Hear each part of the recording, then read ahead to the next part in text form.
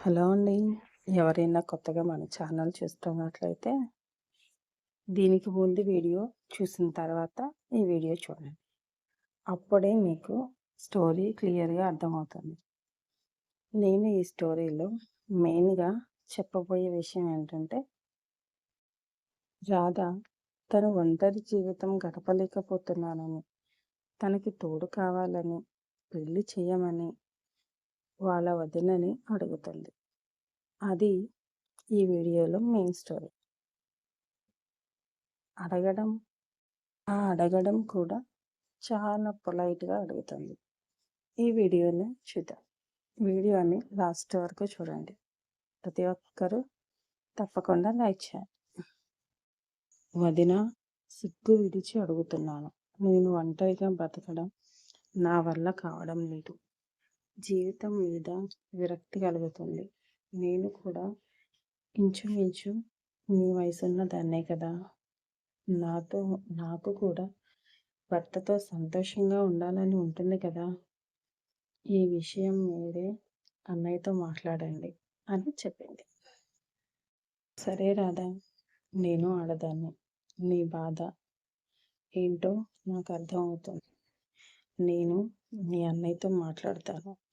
ఈలోపు నువ్వు ఎటువంటి తొందరపాటు చర్యలు చెయ్యకు.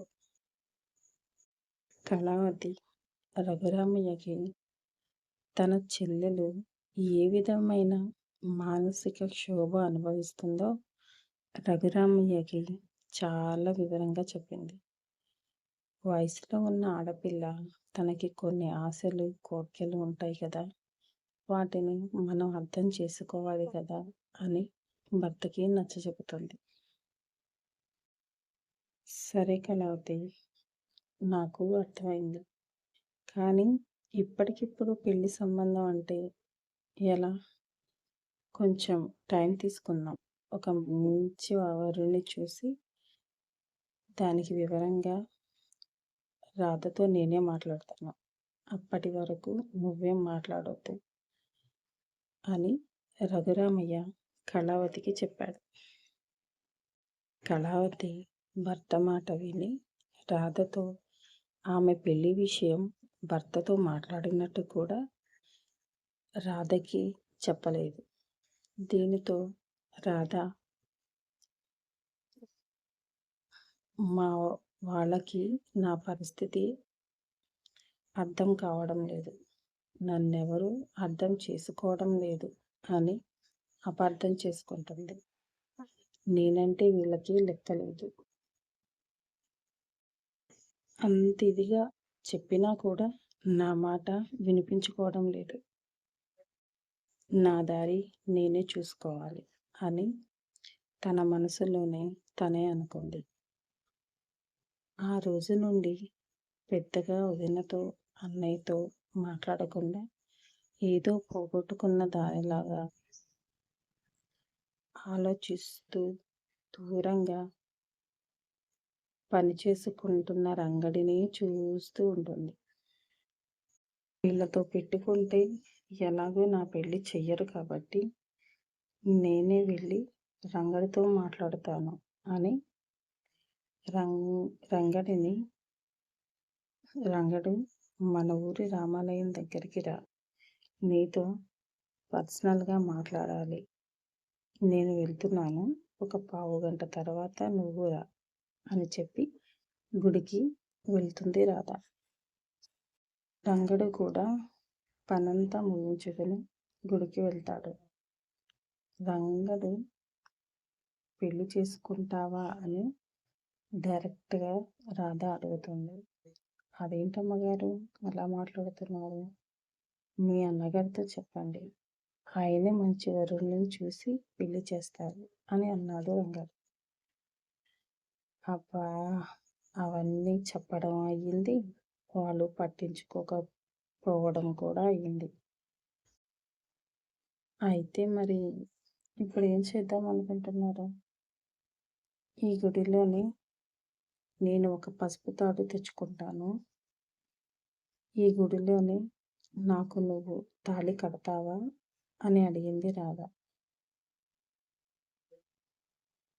కానీ రంగడు మాత్రం భయపడి, అమ్మో!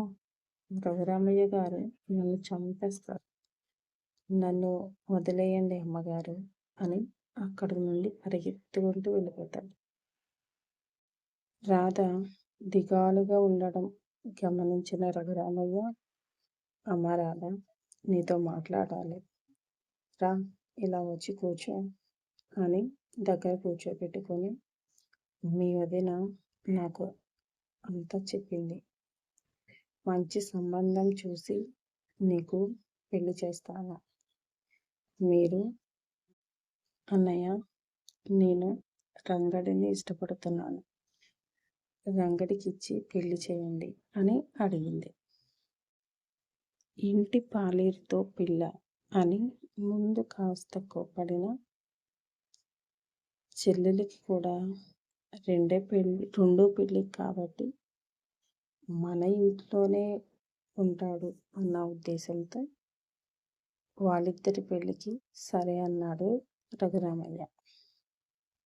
అన్నగారు సరే అనేసరికి రాధ సంతోషానికి అవధులు లేకుండా పోయాయి. చాలా సంతోషంగా ఆ రోజు గడిపింది. రంగడిని పిలిచి వాళ్ళ అన్నయ్య మన పెళ్లి విషయం ఒప్పుకున్నారు అని చాలా సంతోషంగా రంగడికి చెప్పి సంతోషపడింది. కానీ రాధ ఉన్నంత సంతోషంగా రంగడు అయితే లేడు. రంగడిని చూసిన రాధకి ఆలోచనలో పడింది. ఏంటి, రంగడు ఇంతగా ఆలోచిస్తున్నాడు అంటే పెళ్ళి ఇష్టం లేదా? ఏంటి రంగడు, నేను ఇంత సంతోషంగా చెప్తుంటే నువ్వు అస్సలు పట్టించుకోవడం లేదు. ఏ, నన్ను పెళ్లి చేసుకోవడం నీకు ఇష్టం లేదా? నీ మనసులో ఏముందో చెప్పు అని రాధ అడిగింది. దానికి రంగడు తటపటాయిస్తూ, ఆ, లేదమ్మ గారు, అలాంటిదేం లేదు. కానీ నా ఉద్దేశం చెప్పడానికి నాకు కొంచెం సమయం ఇవ్వండి అని అక్కడి నుండి వెళ్ళిపోయాడు.